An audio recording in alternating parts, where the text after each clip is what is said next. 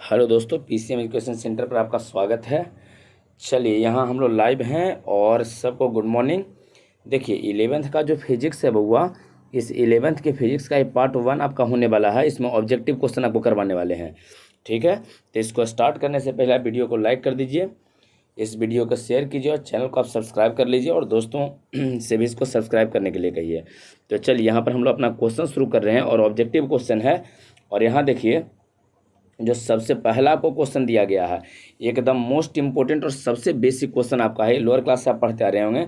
गुरुत्वीय त्वरण का मान आपको बताना है बउआ। गुरुत्वीय त्वरण कहने का मतलब स्मॉल जी, जो छोट के जी होता है, इस गुरुत्वीय त्वरण का आपको मान बताना है कि गुरुत्वीय त्वरण का मान कितना होता है।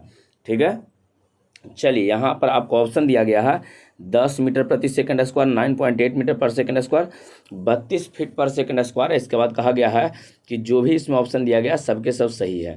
तो आप जल्दी से बताइए, गुरुत्वीय त्वरण कहने का मतलब स्मॉल जी जो होता है उसका वैल्यू क्या रहेगा। आप तेजीपूर्वक इसका आंसर कमेंट कर सकते हैं। ठीक है, तो गुरुत्वीय त्वरण स्मॉल जी का मान क्या रहेगा। बिल्कुल जिसका डी आंसर है सभी लोग सही हो। गुरुत्वीय, ध्यान रखना पड़ेगा, गुरुत्वीय त्वरण का मान सबके सब रहेगा। जो गुरुत्वीय त्वरण का मान होता है, एक बात आपको ध्यान रखनी है कि जो गुरुत्वीय त्वरण का मान होता है एग्जैक्ट वैल्यू होता है 9.8। आपका ये जो है 9.8 मीटर पर सेकंड स्क्वायर होता है, लेकिन लगभग में उसको 10 भी बोलते हैं और फीट में अगर लिखना हो तो 32 फीट पर सेकंड स्क्वायर लिखते हैं। तो तीनों वैल्यू आपका सही है ना। तीनों वैल्यू आपका यहाँ पर सही रहेगा।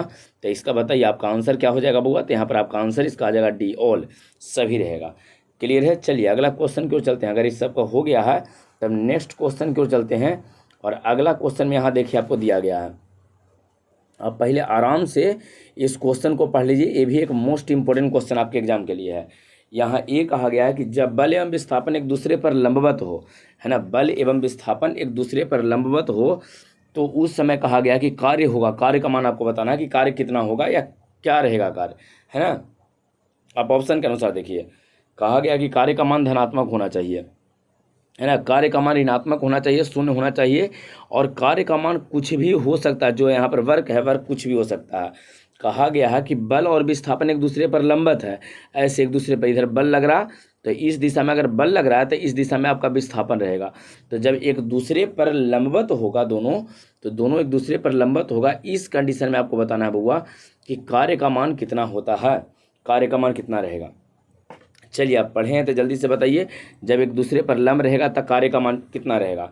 बिल्कुल जिसका आंसर सी है केवल वो लोग सही हो। धनात्मक नहीं होगा, ऋणात्मक नहीं रहेगा, जीरो हुआ। क्यों सर? क्योंकि कार्य बराबर आप लोग को बतावल गया होगा formula F vector dot S vector, है ना, बल और विस्थापन के अदिश गुणनफल।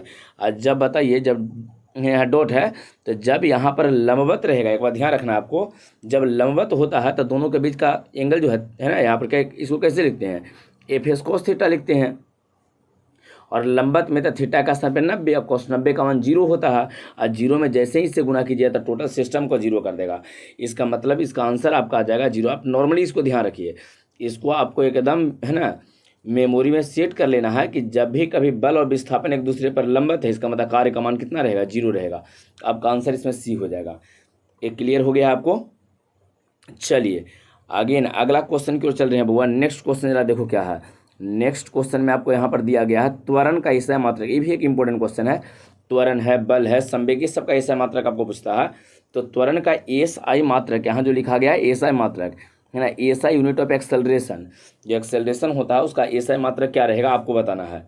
मीटर प्रति सेकंड, मीटर प्रति सेकंड स्क्वायर, मीटर स्क्वायर प्रति सेकंड और न्यूटन। चलिए, 4 को ऑप्शन दिया गया, जल्दी से आप बता सकते हैं इसका आंसर क्या रहेगा। त्वरण का एसआई मात्रक बुआ क्या रहता है। त्वरण को सूचित हम लोग ये से करते हैं, आपको पता है एक सदिश राशि होता है, ध्यान रखना है। त्वरण को ये से सूचित करते हैं और एक सदिश राशि होता है, लेकिन आपको ये नहीं बताना है कि किससे सूचित करते हैं और, है ना, कौन सी राशि। आपको ये बताना है कि त्वरण का एसआई मात्रक क्या होता है। चलिए, जिसका इसका भी बी आंसर है, सभी लोग सही हो। मीटर प्रति सेकंड स्क्वायर, ये आपका आंसर रहेगा बुआ। मीटर प्रति सेकंड स्क्वायर आपका आंसर हो जाएगा। आंसर यहाँ पर बी रहेगा, मीटर प्रति सेकंड स्क्वायर। क्लियर है। हाँ, तो जिसका भी आया है वो मीटर प्रति सेकंड स्क्वायर, सभी लोग सही हो। अच्छा, अगला क्वेश्चन, ये भी एक मोस्ट इंपॉर्टेंट क्वेश्चन है। एक मत कहिए, एकदम मोस्ट इंपॉर्टेंट क्वेश्चन है। इसको तो आपको याद रखना ही है। किसी वस्तु का संवेग कब संरक्षित रहता है ना। इसमें कंजर्वेशन ऑफ लीनियर मोमेंटम दिया है, रैखिक संवेग संरक्षण सिद्धांत जो होता है ना। किसी वस्तु का संवेग, मतलब यहाँ पर रैखिक संवेग है, तो रैखिक संवेग या संवेग कब संरक्षित होता है। पहला कहा गया, आप ऑप्शन पहले पढ़ लीजिए आराम से, इसके बाद आप आंसर दीजिए। पढ़िए इसमें ऑप्शन क्या दिया गया है।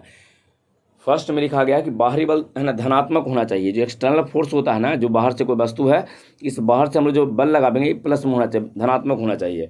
दूसरा, बाहरी बल का मान ऋणात्मक होना चाहिए, इस डायरेक्शन में लगे, ऋणात्मक रहे। बाहर से कोई बल ही नहीं लगे, वस्तु पर बाहर से बल ही मत लगाइए, संवेग संरक्षित रहेगा। और बल सभी स्थितियों में, मतलब बल के सभी स्थितियों में कुछ भी बल लगाइए संरक्षित रहेगा, ये कहना चाह रहा। तो आपको ये बताना है बउआ कि रैखिक संवेग या संवेग कब, कोई वस्तु का संवेग कब संरक्षित रहता है, जब बाहरी बल धनात्मक होता है, कि बाहरी बल ऋणात्मक होता है, कि बाहरी बल ना बाहर से कोई बल ना लगे, या ये कहा गया है कि बल कुछ भी रहे कोई दिक्कत नहीं है, संवेग हमेशा संरक्षित रहेगा। तो आपको ये बताना है संवेग कब संरक्षित हुआ। चलिए जल्दी से आप कमेंट कीजिए आंसर। जिसका बउआ ये आ रहा है बल धनात्मक, एकदम बिल्कुल गलत हो, ये तो इसमें बिल्कुल नहीं होगा। धनात्मक बल नहीं रहेगा बउआ, धनात्मक बल में कभी भी आपका, या ऋणात्मक बल भी आपको नहीं रहेगा। धनात्मक अगर बल लग गया तो समझिए कि संवेग कभी संरक्षित ही नहीं होगा। बिल्कुल आप है ना इशारा समझ गए होंगे, बाहर से कोई बल नहीं लगना चाहिए। आपका आंसर इसमें आ जाएगा सी बउआ। क्लियर है एकदम, इसको ध्यान रखो, मोस्ट इंपोर्टेंट सारा क्वेश्चन है। चलिए अगला क्वेश्चन में आपको दिया गया बल का, ये तो एकदम बेसिक क्वेश्चन है, इसका खुद पढ़िए और खुद जल्दी से जवाब दीजिए। आंसर जल्दी से कमेंट कीजिए। बल का ऐसा मात्रक क्या होता है ना, जो बल है बल का ऐसा मात्रक न्यूटन है, वोल्ट है, मीटर प्रति सेकंड है। सबका इसमें आंसर आना चाहिए बउआ, सबका सेम आंसर है ए, बिल्कुल न्यूटन। बल का ऐसा मात्रक क्या होता है, न्यूटन ही होता है। तो बल का ऐसा, ये सब नहीं रहेगा, बल का ऐसा मात्रक न्यूटन होता है। क्लियर है, बल का ऐसा मात्रक न्यूटन होता है। चलिए अगला क्वेश्चन क्यों चलिए, नेक्स्ट क्वेश्चन क्यों चलिए। अगला क्वेश्चन में देखिए आपको कहा क्या गया, पढ़िए आराम से। कहा गया है कि निम्नलिखित में संवेग के लिए कौन संबंध सही है। पी बराबर क्या फॉर्मूला होता है, संवेग बराबर क्या होता है, ये आपको बताना है। जो संवेग है, संवेग के लिए कौन सही है, ये आपको बतानी है। ठीक है, संवेग के लिए कौन सही है। चलिए जल्दी से आप इसका कमेंट कीजिए। पी बराबर एम में होता है, पी बराबर एम भी होता है, पी बराबर एम भी स्क्वायर होता है, या पी बराबर आपका एम डिवाइडेड बाई भी होता है। कौन सा आंसर इसमें रहेगा। रैखिक संवेग, इस रैखिक संवेग के लिए कौन सा संबंध सही है। चलिए इसको आप है ना पहले, सबसे पहले वीडियो को लाइक कर दीजिए, चैनल को सब्सक्राइब कर लीजिए और दोस्तों के साथ इसको शेयर कीजिए। ठीक है, चलिए अब बताइए कि रैखिक संवेग के लिए इसमें कौन सा संबंध जो है दिया गया हो सही आपका रहेगा। रैखिक संवेग के लिए कौन सा संबंध सही है। चलिए यहाँ पर अब बताइए जल्दी से, जिसका भी पी बराबर एम भी आ रहा है सभी लोग सही हो। पी बराबर एम भी होता है, आप लोग पढ़े होंगे फिजिक्स में कि पी बराबर एम भी। पी रैखिक संवेग होता है, एम वस्तु का द्रव्यमान है, भी वस्तु का वेग होता है। तब पी बराबर फॉर्मूला आपका क्या आ गया बउआ, तब पी बराबर सर फॉर्मूला हम लोग को हो गया है एम भी। पी बराबर क्या रहेगा, एम भी रहेगा, है ना, एम इंटू भी। कहने का मतलब क्या है, तो कोई मतलब है नहीं, कहने का सिंपल सा मतलब है कि पी बराबर एम भी रहेगा। वस्तु के द्रव्यमान और वेग के गुणनफल को संवेग कहते हैं, सीधे से, है ना। वस्तु के द्रव्यमान और वेग के गुणनफल को संवेग कहते हैं, ध्यान रखना है। चलिए नेक्स्ट क्वेश्चन क्यों चल रहे हैं, अगला क्वेश्चन में समझो क्या दिया गया है। नेक्स्ट क्वेश्चन कहा गया है न्यूटन के गति के दूसरे नियम के अनुसार निम्नलिखित में से कौन संबंध सही है ना। According to Newton's second law of motion, है ना, Newton second law of motion जो है न्यूटन का दूसरा नियम के अनुसार निम्नलिखित में से कौन सही है। चलिए आपसे ये कहा गया है कि हाँ देखिए एफ बराबर एम बटे ए बराबर एम बटे होना चाहिए। ये कहा गया कि एफ है ना, ए बराबर एम भी होना चाहिए, एफ बराबर एम में होना चाहिए, और एफ बराबर एम ए स्क्वायर होना चाहिए। तो ये आपको बताना है कि न्यूटन के नियम के अनुसार, न्यूटन के गति के नियम के अनुसार कौन सा संबंध सही है ना, कौन सा रिलेशन जो है आपको इसमें सही नज़र आ रहा है न्यूटन के गति के दूसरे नियम के अनुसार। चलिए आप लोग बहुत बार पढ़े होंगे, जिसका सी आंसर है सभी लोग सही हो। ए बराबर एम में बिल्कुल आप लोग को मास्टर साहब कई बार पढ़ाए होंगे ऐसा, है ना, क्लासरूम में, कि ए बराबर एम में होता है फॉर्मूला। ठीक है, आंसर आपका सी हो जाएगा। चलिए अगला क्वेश्चन क्यों चलते हैं बुआ। नेक्स्ट क्वेश्चन में देखो क्या दिया गया है। हाँ यहाँ पर देखिए, चलिए सबसे पहले वीडियो को लाइक कर देना है, चैनल को सब्सक्राइब कर लीजिए और दोस्तों के साथ इसको शेयर कीजिए। यहाँ देखिए क्वेश्चन आपको क्या दिया गया, पहले समझ लीजिए क्वेश्चन। कहा गया कि यदि किसी वस्तु को ऊपर की ओर हम लोग फेंकते हैं, ऊपर की ओर यू वेग से फेंका गया, ऐसे यू वेग से फेंके हैं, तो अधिकतम ऊंचाई तक पहुंचने में उसको कितना, सबसे अधिकतम ऊंचाई पर जाएगा फिर यहाँ से गिरेगा, तो अधिकतम ऊंचाई तक पहुंचने में उसको कितना टाइम लगेगा, इसको आपको बताना है कि अधिकतम ऊंचाई तक, टाइम ऑफ एशियंट एरा कहा जाता है हुआ, टाइम ऑफ एशियंट, अधिकतम ऊंचाई तक पहुंचने में लगा समय। यू बटे जी होगा, यू इंटू जी होगा, जी बटे यू होगा, यू स्क्वायर बटे जी होगा। तो जल्दी से आप बताइए कि अधिकतम ऊंचाई तक पहुंचने में कितना टाइम लगेगा, है ना। अधिकतम ऊंचाई तक पहुंचने में कितना समय लगेगा ये आपको बतानी है। चलिए जल्दी से बताइए अधिकतम ऊंचाई तक पहुंचने में कितना टाइम लगेगा बउआ। बिल्कुल, जिसका जिसका भी यू बटे जी आंसर है सभी लोग सही हो। यू बटे जी ही आपका होगा, ई इसमें आंसर आ जाएगा। आपका आंसर क्या रहेगा, यदि किसी वस्तु को यू वेग से उसको फेंक देते हैं ऊपर की ओर, तो जैसे ही फेंकिएगा तो अधिकतम ऊंचाई तक पहुंचने में कितना टाइम लगेगा, तो यू बटे जी। सिंपल सा फॉर्मूला, इसको ध्यान रखना आपको, यू बटे जी। ठीक है, और ये पहले चैप्टर में आपको पढ़ाया गया है, काइनेमेटिक्स है ना, काइनेमेटिक्स वाला चैप्टर में पढ़ाया गया होगा। अगला क्वेश्चन, हाँ एक न्यूमेरिकल है बउआ, ये भी न्यूमेरिकल बार बार रिपीट करता है। पढ़ो क्या दिया गया है। एक 5 केजी के वस्तु को 10 मीटर प्रति सेकंड के वेग से फेंका जाता है। एक बात आप समझिए कि अगर 5 केजी का आपका वस्तु है तो द्रव्यमान 5 है, और इतना के वेग से फेंका गया भी आपको दिया है, तो इसकी गतिज ऊर्जा बताना है, काइनेटिक एनर्जी क्या रहेगा। जल्दी से जरा बताओ तो, गतिज ऊर्जा, इसका गतिज ऊर्जा आपको बताना है। गतिज ऊर्जा वाला फॉर्मूला होता है वो हाफ एम वी स्क्वायर। ध्यान रखना, अगर नहीं आता है, नहीं याद है, भूल गए हैं किसी कारणवश, है ना, तो आप ध्यान रखिएगा कि गतिज ऊर्जा वाला फॉर्मूला होता है हाफ एम वी स्क्वायर। चलिए आप हाफ एम वी स्क्वायर में रख के निकालिए। एम का मान आपको कितना दिया है, 5 दिया है, एम का मान 5 दिया गया है, अब ही का मान यहाँ पर 10 दिया गया है। तो जल्दी से बना के देखिए तो, half m v square formula लगाइए और जल्दी से आप ए बना के बताइए कि इसका आंसर क्या होना चाहिए। चलिए जल्दी से बताइए इसका आंसर क्या रहेगा बउआ, जल्दी से इसका आंसर बताओ क्या होने वाला है।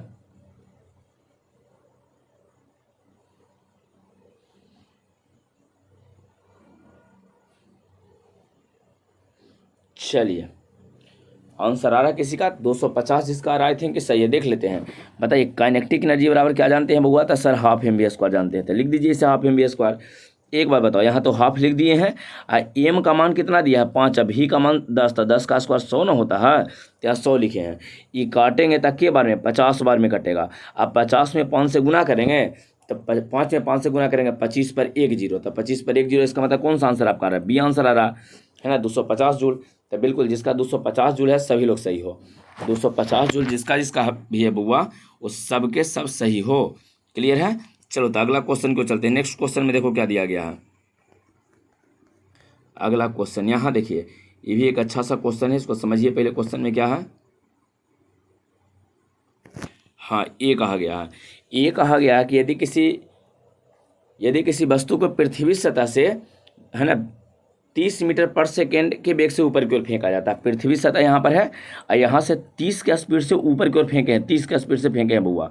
कितना का स्पीड से, 30 के स्पीड से, इतना मीटर पर सेकेंड ऊपर की ओर फेंका जाता है, तो गिरते समय पृथ्वी सतह पर उसका वेग कितना होगा। ये जा रहा है कि जब यहाँ से ऊपर जाएगा और फिर इसके बाद जब गिरेगा तो यहाँ फेंके थे 30 से, और जब यहाँ लौटेगा तो पृथ्वी सतह पर तक कितना वेग के साथ लौटेगा, क्या रहेगा उसका। 30 से अधिक होगा, 30 से कम होगा, 30 होना चाहिए, या इस डाटा के अनुसार हम लोग इसको निकाल नहीं सकते हैं, ये कहा गया है। तो अब जल्दी से इसको बता सकते हैं क्या रहेगा। ऊपर की ओर कितना वेग से फेंके हैं बउआ, 30 के वेग से फेंके हैं ऊपर की ओर, और फिर जब नीचे लौटेगा तब कितना वेग से पृथ्वी सतह पर आके धड़ाम से गिरेगा, तो कितना वेग से गिरेगा। 30 से फेंके तक 30 से ज़्यादा से गिरेगा, 30 से कम से गिरेगा, या आपको ये लगता है कि नहीं 30 ही से गिरना चाहिए, या ये आप कह सकते हैं कि सर इसमें जो डाटा दिया गया है उससे हम लोग बता नहीं सकते हैं और कुछ और डाटा चाहिए था आपको। चलिए जल्दी से आप बताइए इसका आंसर, जल्दी से आप बताइए क्या रहेगा बुआ, जल्दी से इसका आंसर बताओ। इसका आंसर क्या होना चाहिए, जिसका इसका 30 सारा ओलो सब है ना सही है। इसका कारण आपको हम समझाते हैं कि है ना ऐसा क्यों है, इसका हम आपको यहाँ पर कारण समझाने का प्रयास करते हैं। आप थोड़ा सा ध्यान से इसको समझिएगा, कारण में क्या यहाँ पर है आपको कारण समझिए। यहाँ पर देखिए एक बात यह है बुआ कि जैसे यहाँ पर पृथ्वी सतह हुआ, यहाँ से एक वस्तु को ऊपर की ओर ऐसे फेंक, ऊपर गया फिर ही नीचे लौटेगा, तो मान लीजिए कि यहाँ पृथ्वी सतह पर उसका वेग 30 है, तो समान ऊंचाई पर उसका वेग हमेशा समान होता है, तो जब यहाँ पर आएगा ना तभी 30 ही रहेगा। फिर से आपको एक बार समझा रहे हैं, फिर से इसको ध्यान दीजिएगा।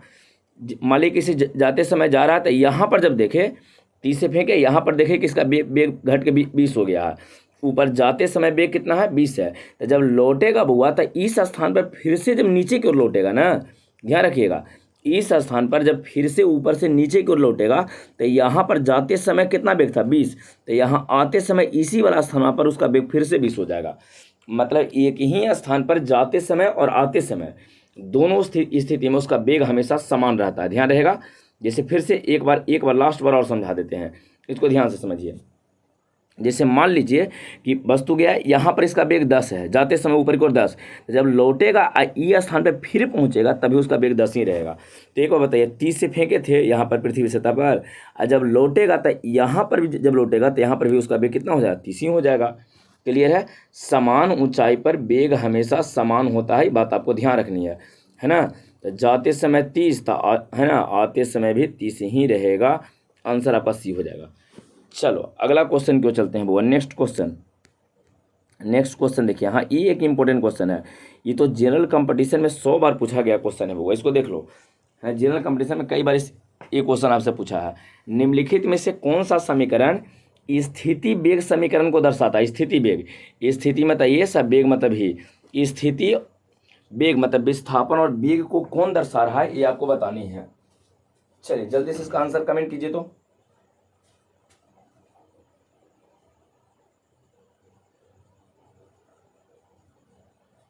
चलिए जल्दी से इसका आंसर कमेंट कीजिए। पहले पढ़ लीजिए क्या दिया गया। v बराबर u प्लस ए टी है, 2as बराबर v square minus u square है, और इसके बाद दिया गया s बराबर u t plus half a t square यहाँ दिया गया है, और इनमें से कोई नहीं, भी आपसे कहा गया है। चलिए जल्दी से बताइए। चलिए देखिए इसका आंसर हम कमेंट आपको बस समझाते हैं कि किस प्रकार से है। स्थिति वेग, इसमें समय नहीं बोला है, तो पहला में समय है वो नहीं होगा, दूसरा में समय, अच्छा तीसरा में समय है ये भी नहीं होगा। यही एक ऐसा ऑप्शन है जिसमें आपको स्थिति मतलब एस और वेग मतलब भी दिया, भी और यू भी दिया है। यू है ना, यू और भी दोनों दिया गया। यू प्रारंभिक वेग होता है, भी आपका अंतिम वेग होता है। तो इस कारण से आपका आंसर कौन हो जाएगा, समय तो कहाँ ही नहीं है, तो आंसर आपका बी हो जाएगा। कौन सा आंसर रहेगा, बी रहेगा। क्लियर है बउआ, इस सबको हो गया क्लियर, बी आंसर हो जाएगा।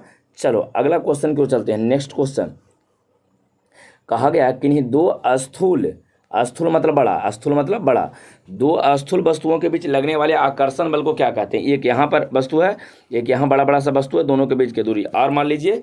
तो फिर ये कहा गया है बउआ कि दोनों के बीच लगने वाले बल को हम लोग क्या कहेंगे।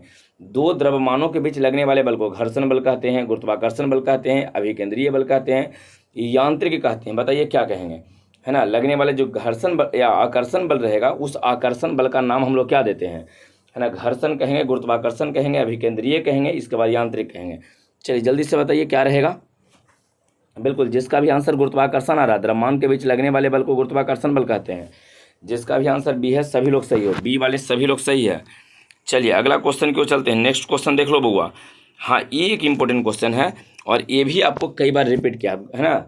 सार्वत्रिक जो गुरुत्वाकर्षण नियतांक होता है, सार्वत्रिक गुरुत्वाकर्षण नियतांक जी का खोज कौन किए थे। चलिए कुछ नाम दिया गया है, जल्दी आप इसका नाम पढ़ लीजिए, है ना। एंटोनी लॉरेंस,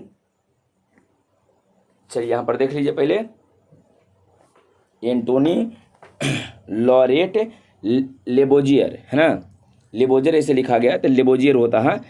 और दूसरा में कहा गया सर आइजैक न्यूटन, जो है आइजैक न्यूटन, और हेनरी कैवेंडिश है, जॉन डाल्टन है। चलिए बताइए जल्दी से इसका आंसर क्या रहेगा। आपको ये बताना है कि जो सार्वत्रिक गुरुत्वाकर्षण नियतांक जो है जी बउआ, जी का खोज कौन किए हैं। लेबोजर साहब के, न्यूटन है ना, और कैवेंडिश है, इसके बाद जॉन डाल्टन है, कौन किए हैं।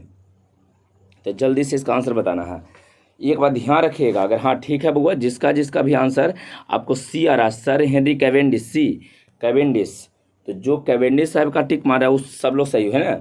ये ध्यान रखिएगा कि गुरुत्वाकर्षण नियतांक जो जी है, इस जी का खोज कौन किए हैं, सर हेनरी कैवेंडिश, सी इसका आंसर हो जाए। एक मोस्ट इंपोर्टेंट क्वेश्चन है। और अगला क्वेश्चन में देखिए आपको क्या दिया गया है। हाँ, सेम क्वेश्चन की इसका वैल्यू बताइए।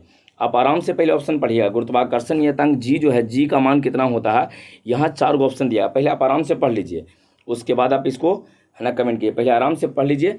6.6734 into 10⁻11 metre square kg square, 6.6748 दिया गया, देख लीजिए 48, 10⁻11 न्यूटन मीटर स्क्वायर प्रति kg स्क्वायर। इसके बाद यहाँ 6.67 दिया है, 34 इस बार दिया गया। 6767 सभी में है बउआ, देख लो 6.67 सब में है, 34 है, 408 है, 34 है, 34 है, इस तरह से करके दिया गया। आपको ये बतानी है कि क्या इसका आंसर होगा। चलो हाँ बउआ, जिसका भी आंसर बी आ रहा है सभी लोग सही हो, बी। इसका जो अब वैल्यू होता है ध्यान रखिएगा,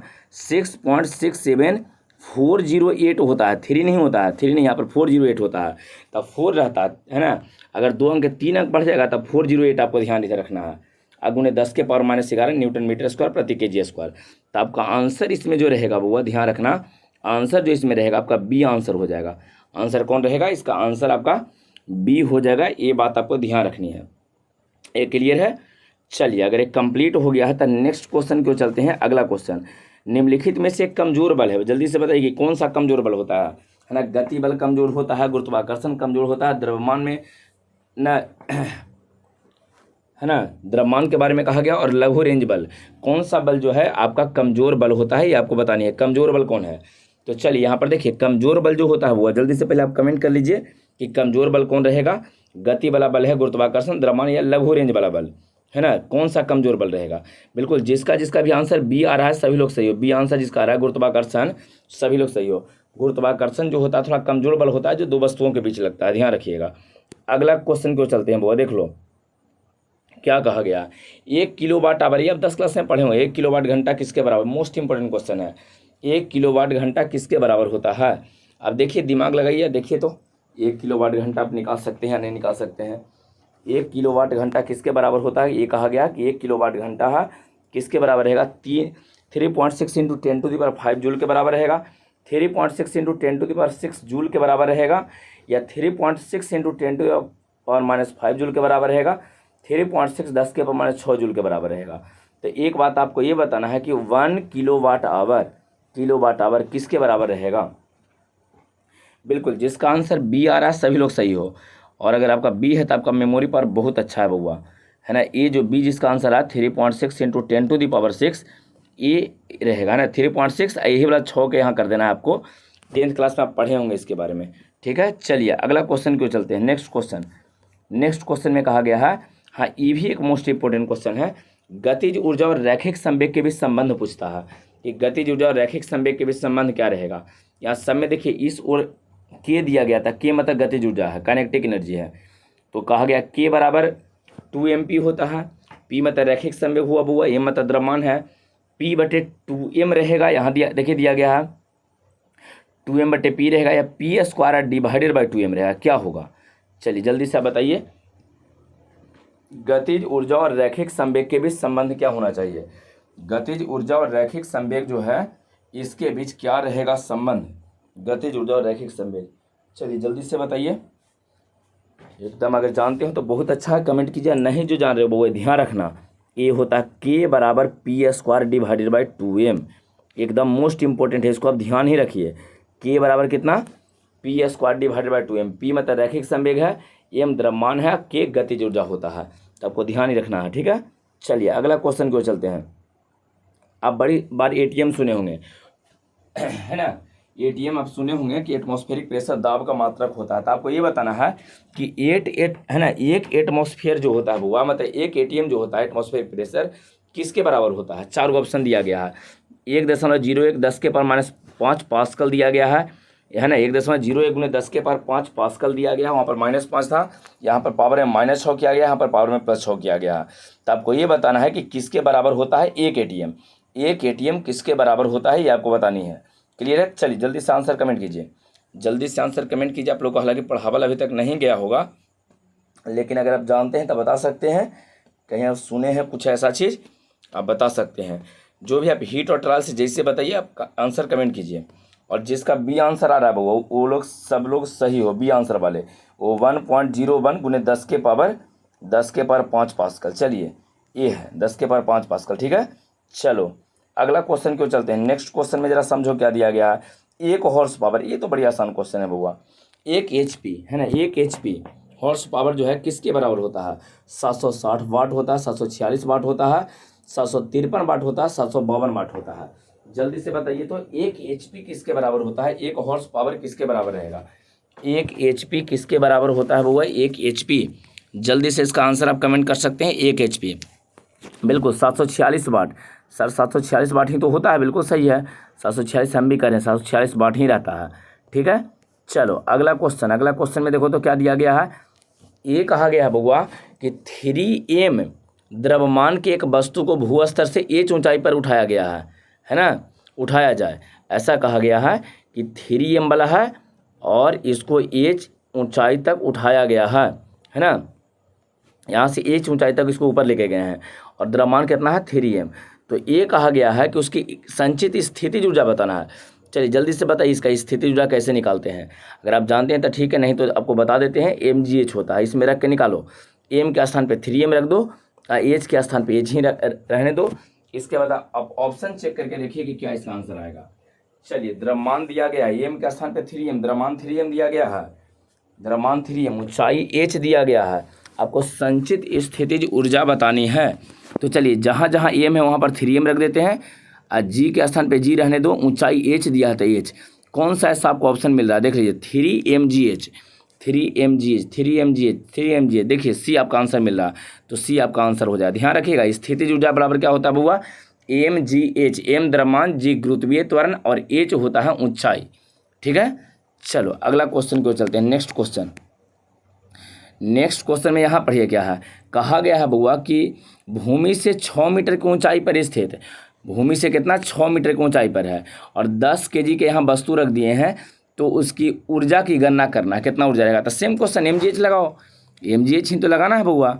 ऊंचाई कितना दिया है 6, तो ये आपका h हो गया है, ये आपका m हो गया है। तो अगर u लगाते हैं तो mgh लगाओ, mgh है ना। तो m का मान कितना दिया गया है, तो m का मान 10 kg दिया है। g का मान कितना होता है 9.8 सुने हैं, तो यहाँ पर 9.8 रख दिए, तब आंसर जाकर मिलेगा। इंटू h का मान 6, इसको गुना कीजिए, जल्दी से इसको गुना कर लेना है, कितना आएगा। यहाँ पर है 10 और 98 है ना, 9.8 और 6, इसको गुना जल्दी से कीजिए, क्या आंसर आ रहा है यहाँ पता चलेगा आपको।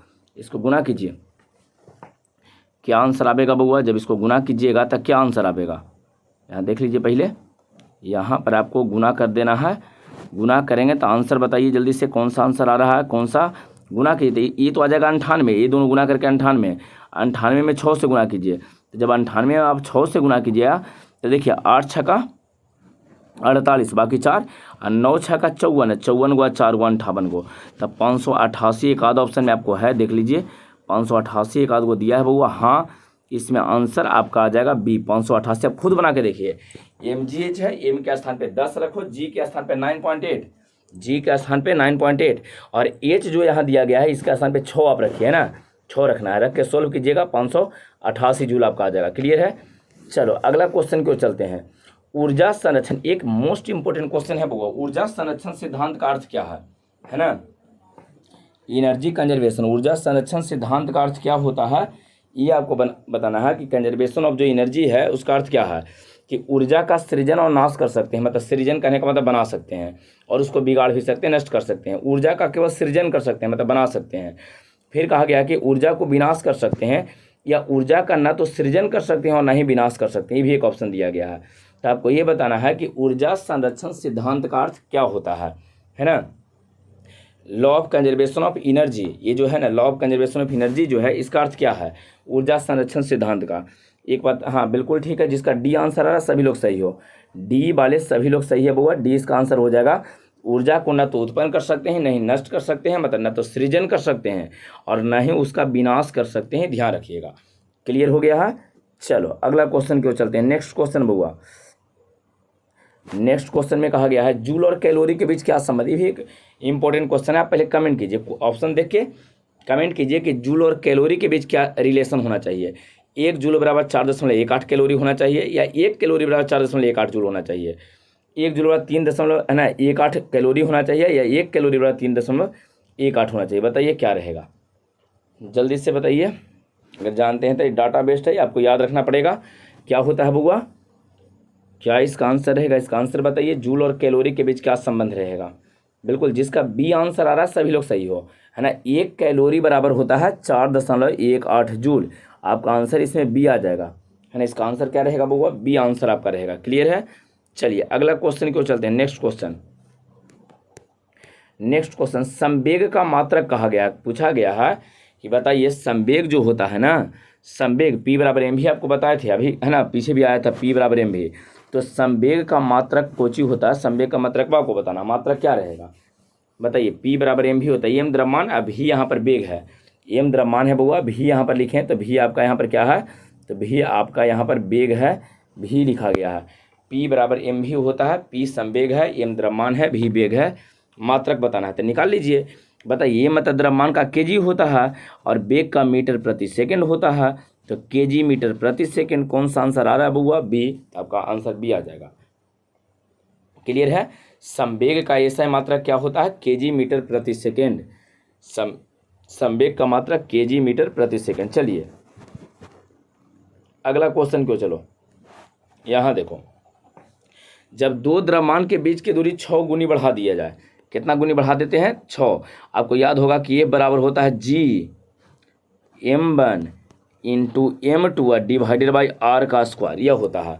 अब कहा गया कि दूरी r नहीं रखिए, दूरी को 6 गुना बढ़ा दीजिए, 6 गुना कर देना है। तो बताना है कि उस पर लगने वाला बल क्या रहेगा। जल्दी से आप इसको बता सकते हो। 1/6 गुना हो जाएगा, 1/16 गुना हो जाएगा, 1/36 गुना हो जाएगा, या केवल 36 गुना हो जाएगा। जल्दी से बताइए क्या रहेगा। अगर दो द्रव्यमानों के बीच की दूरी को हम लोग क्या करते हैं? 6 गुनी बढ़ा देते हैं, 6 गुना कर देते हैं, 6 गुनी बढ़ा दिया जाए तो उसके बीच लगने वाला बल कितना गुना हो जाएगा, ये आपको बताना है। चलिए जल्दी से बताइए, इसके बीच लगने वाला जो बल रहेगा कितना हो जाएगा। चलो जिसका जिसका भी बउआ 1/36 गुना आ रहा है सभी लोग सही हो। क्यों? क्योंकि आर जो आप आर का स्क्वायर नीचे लिखे थे तो आर नहीं लिखने के लिए कह रहा है, वो कह रहा है 6 गुना का 6r का स्क्वायर कर देंगे तो 6 का स्क्वायर 36 न रहेगा तो 1/36 आ जाएगा। 36 तो नीचे किया तो नीचे रहेगा 36। तो जब आपका 36 नीचे होगा बउआ, समझो यहाँ पर जब 36 आपका नीचे होगा तो 1/36 न है, तो सी आंसर आपका आ जाएगा। क्लियर है? अगला क्वेश्चन को चलो। नेक्स्ट क्वेश्चन में क्या कहा गया? पृथ्वी की त्रिज्या कितनी होती है बताइए। जानते हैं तब ये बता सकते हैं, ये तो कोई निकाले का तरीका है यहाँ नहीं। आपको याद रखना पड़ेगा कि पृथ्वी की त्रिज्या कितना है। अगर जानते हैं तो जल्दी से आप कमेंट करके बता सकते हैं। पृथ्वी की त्रिज्या कितनी है? पृथ्वी की त्रिज्या बतानी है। 6300 किलोमीटर, 6200 किलोमीटर, 6400 किलोमीटर, 6800 किलोमीटर। पृथ्वी की त्रिज्या बताना है कितना है। बिल्कुल, जिसका भी 6400 किलोमीटर सी आंसर है सभी लोग सही हो। पृथ्वी की त्रिज्या है टोटल बउआ 6400 किलोमीटर। याद रहेगा? चलिए याद रहेगा तो बहुत अच्छा। अगला क्वेश्चन को चलते हैं। अब एक बार कहा गया कि पृथ्वी की जो त्रिज्या होता है बउआ 6400 किलोमीटर, ठीक है। लेकिन अगर पृथ्वी को हम लोग तोलने जाएँ तो उसका द्रव्यमान कितना रहेगा ये बताना है। ये दोनों डाटा आपको ध्यान रखना है बउआ, बहुत काम देगा आगे आपको। हालांकि क्वेश्चन बनाने के लिए दिया रहता है, लेकिन आप ध्यान रखिए कि पृथ्वी का द्रव्यमान त्रिज्या कितना होता है। तो त्रिज्या तो 6400 किलोमीटर है, द्रव्यमान कौन सा रहेगा? 6 × 10 की पावर 23, 6 × 10 की पावर 24, 6 × 10 की पावर 25 और 6 × 10 की पावर 26 kg। मतलब पहला में कहा गया कि 6 पर 30 को जीरो दे दीजिए, उतना kg रहेगा। दूसरा में कहा गया कि 6 पर 24 जीरो दीजिए, इकाई दहाई गिन लीजिए, उतना रहेगा। या 25 जीरो दीजिए, या ये कहा गया कि आप 26 जीरो दीजिए। तो बताना है आपको कि पृथ्वी की त्रिज्या कितनी होती है।